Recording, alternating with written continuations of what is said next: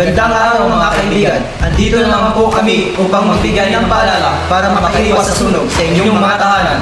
Bahagi ng ating pang-araw-araw na buhay ang mga gawaing pangkusina. Kaya, madalas, dahil sa mga maling na kagawian, ito ay madalas na pinagmumulan ng sunog.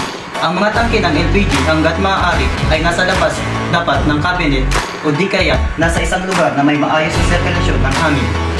Di nyo abot ang regulator, maaari ito ang inyong gawin. Una, kumuha ng basahan. Ikalawa, basain.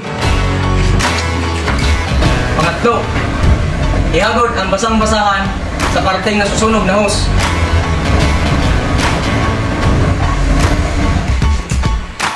Pang-apat, isara ang regulator. Paalala, ugaling i-check kung may tagas ng tubo nito. Pag malutong na ang tubo nito at hindi na flexible, kailangan itong palitan.